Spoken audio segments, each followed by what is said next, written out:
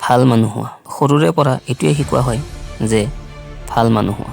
ডাঙৰৰ পৰা শিকা, চোৱা অমুকৰ ল'ৰাই চৰকাৰী চাকৰি পালে, কিবা শিকা তাৰ পৰা। চোৱা অমুকৰ ল'ৰাজনে ঘৰৰ কথা শুনি ইঞ্জিনিয়াৰিঙৰ তৈয়াৰী কৰি আছে, তাৰ দৰে ভাল হোৱা।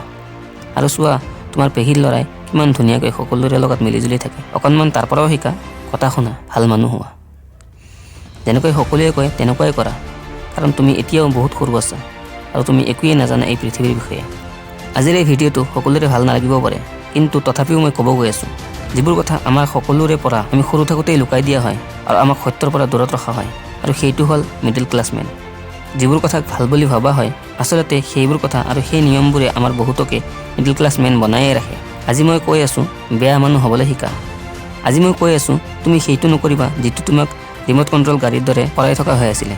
পইচাৰ কিমান মূল্য, তেন্তে আপোনাক কোনোৱে মালিক হ'বলৈ কিয় নকয়? সকলোৱে কেৱল চাকৰি পোৱাৰ আশাত কিয় ৰৈ থাকে? চাকৰি থাকিব লাগে বুলিয়ে কিয় কয়? কিবা এটা ডাঙৰ কৰিবলৈ, কিবা বেলেগ কৰিব লাগে, কিবা ইউনিক কৰিব লাগে। সকলোৱে জানে এইটো কথা, সকলোৱে জানে, কিন্তু তথাপিও কিয় তেনেকুৱাই কৰি থাকে যেনেকুৱা বাকীবোৰে কৰি আছে। ঘৰৰ মানুহে চব্জি বজাৰত 5 টকা কমাবৰ কাৰণে আধা ঘণ্টা বেয়া কৰি পেলাব, কিন্তু ঘৰত আহি নিজৰ ল'ৰা ছোৱালীক এইটো কথা কেতিয়াও নকয় যে বাবা পইচা বহুত ইম্পৰ্টেণ্ট হয়। গোটেই সত্য কথা জানিও নিজৰ ল'ৰা ছোৱালীক এইটো নকয় যে মই নকওঁ যে তুমি কেৱল চৰকাৰী চাকৰি কৰা, কিন্তু যি কৰিবা ইমানদাৰীৰ সৈতে কৰিবা। কিন্তু তেওঁলোকে ক'ব কি যে অমুকৰ ল'ৰাক চোৱা পৰীক্ষাত পাছ কৰিলে। আপোনাক সকলোৱে চাগে এইটো কথাই কয় যে মিলিজুলি থাকা, যেনেকৈ দুনিয়া চলি আছে তেনেকুৱাই থাকা। কিন্তু মই এইটো কথা কওঁ যে যেনেকুৱা এইটো দুনিয়া চলি আছে ন, তেনেকুৱা হোৱাৰ বা তেনেকুৱা থকাৰ কোনো প্ৰয়োজন নাই। যি লেভেলত দুনিয়া আছে সেইটো লেভেলত আপুনি থকাৰ কোনো প্ৰয়োজন নাই, আনকি তাতকৈ ওপৰত থকাৰ প্ৰয়োজন আছে। আৰু দুনিয়াতকৈ ওপৰত উঠিবৰ কাৰণে আনৰ লগত মিলিজুলি থকাৰ কোনো প্ৰয়োজন নাই, সেইটোৰ বাবে অকলে কষ্ট কৰাৰ প্ৰয়োজন আছে। মানুহে আপোনাক ক'ব যে আপুনি বহুত লাজ কৰে, কাৰো লগত কথা নকয়, তেওঁলোকক ক'বলৈ দিয়ক না। মানুহে আপোনাক ক'ব পাৰে যে এইটো কামত কি পাব, তেওঁলোকক ক'বলৈ দিয়ক। যদি আপুনি নিজৰ ৰাস্তাত শুদ্ধ হয় আৰু মানুহে আপোনাক বেয়া বুলি কৈ আছে, তেন্তে এইটোৰ অৰ্থ হ'ল যে আপুনি মাথা তল কৰি নহয়, বৰঞ্চ মাথা উঠাই চলাৰ সময় আহি গৈছে। এনেকুৱা বেয়া কাম কৰাটো বহুত ভাল কথা, কিয়নো কোনোবাই কৈ দিয়াৰ কাৰণে আপুনি বেয়া হৈ নাযায়। আৰু যদি আপোনাক কোনোবাই বেয়া বুলি কৈও আছে, তেন্তে এইটোৰ অৰ্থ আপুনি বেয়া নহয়, বৰঞ্চ আপুনি তেওঁলোকৰ নিচিনা নহয়। যদি আপুনি নিজৰ লাইফৰ ছাকচেছৰ কাৰণে কাম কৰি আছে আৰু কোনোবাই আপোনাক কয় যে আপুনি বহুত বেয়া মানুহ, কেতিয়াও কোনো মিটিঙত নাযায়, তেন্তে আপুনি বেয়া হৈ থকাটোৱে বহুত ভাল। যদি আপুনি ৰাতি 3 বজালৈ নিজৰ সপোনবোৰ পূৰা কৰিবৰ কাৰণে জাগি আছে আৰু ৰাতিপুৱা কোনোবাই আপোনাক কয় যে আপুনিতো বহুত বেয়া, ৰাতিপুৱা 8 বজাত উঠে, ৰাতিপুৱাতো 5 বজাত উঠিব লাগে, তেন্তে আপুনি বেয়া হৈ থকাটোৱে বহুত ভাল মোৰ বন্ধু। এই বেয়াটোৰ ভিতৰত বহুত ভাল গুণ সোমাই আছে। পজিটিভবোৰ চকুৰে চাওক, বহুত ফেচ কৰিছোঁ লাইফত, ভাল মানুহে একোৱেই পোৱা নাই। ৰুলছ তেওঁলোকৰ কাৰণে বনোৱা হয় যিয়ে সেইটো লেভেলত জীয়াব আৰু মৰিব বিচাৰে। ৰুলছবোৰ ভাঙিবলৈ শিকক। বেয়া মানুহ হোৱাৰ অৰ্থ এইটো নহয় যে কাৰোবাক গালি দিব বা কাৰোবাৰ লগত কাজিয়া কৰিব বা কাৰোবাক অপমান কৰিব। বেয়া মানুহ হোৱাৰ মিনিং হ'ল যেনেকুৱা আপুনি হ'ব বিচাৰে তেনেকুৱা হওক, আৰু যেনেকুৱা দুনিয়াই আপুনি হোৱাটো দেখিবলৈ বিচাৰে তেনেকুৱা কেতিয়াও নহ'ব। মন কৰিব, জংঘলত যিজোপা চিধা গছ হয় প্ৰথমতে সেইজোপাই কথা হয়।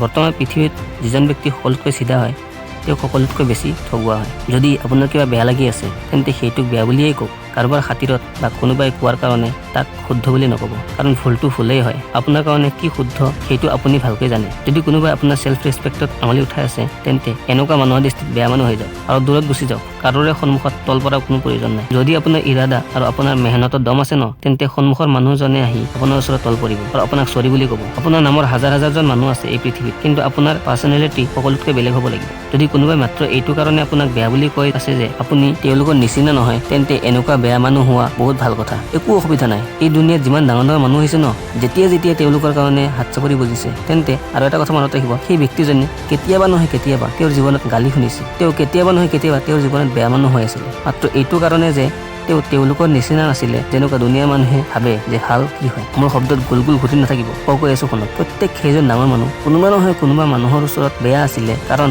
মাত্ৰ তেওঁ তেনেকুৱা নাছিলে যেনেকুৱা দুনিয়াৰ মানুহে ভাল বুলি ভাবে। যদি আপোনাৰ ইচ্ছা নাই কাৰোবাৰ লগত যাবৰ কাৰণে, তেন্তে নাযাব। কিবা ৰিলেশ্যনশ্বিপত যদি ইজ্জততকৈ বেছি অপমান পাই আছে, তেন্তে আপোনাৰ ইজ্জতক আৰু বেয়া নকৰিব আৰু সেই জবৰদস্তি ৰিলেশ্যনশ্বিপটোত লাগি নাথাকিব। আপোনাক বেয়া বুলি কোৱা হ'ব, কিন্তু অন্য ক'লে কি হ'ল বা কি হ'ব? যেতিয়া বৰষুণ দিয়ে ন, তেতিয়া আধা মানুহে গালি দিয়ে আৰু আধা মানুহে ভাল পায়। যদি আপোনাৰ কাৰণে পঢ়াতকৈ বেছি জব প্ৰয়োজন, তেন্তে ভাই জব কৰক, আৰু জবতকৈ যদি বেছি প্ৰয়োজন বা বেছি মন বিজনেছ কৰাৰ, তেন্তে বিজনেছ ষ্টাৰ্ট কৰক, আৰু যদি বিজনেছ কৰাতকৈ বেছি পঢ়াৰ প্ৰয়োজন, তেন্তে পঢ়া শুনা কৰক। কিমান সহজ নহয় জানো? একোতে জবৰদস্তি নকৰিব মোৰ ভাই, যে দুনিয়াই কৰিব নিদিয়ে। মোৰ কথা ধ্যান দি শুনিব। আজিলৈ পৃথিৱীত এনেকুৱা একো বস্তুৱে হোৱা নাই যিটো পৃথিৱীৰ সকলো মানুহে ভাল বুলি কয়। এজন নহয় এজন মানুহ নিশ্চয় ওলাব যিয়ে তাক বেয়া বুলি ক'ব। তো যদি কোনোবাই আপোনাক বেয়া বুলি কৈ আছে তেন্তে ডোন্ট ৱৰি, এইটোৰ দ্বাৰাই একো পাৰ্থক্য নহয়। পাৰ্থক্য এইটোৰ দ্বাৰা হ'ব যে আপোনাৰ ইৰাদা কেনেকুৱা আৰু আপোনাৰ উদ্দেশ্য কি।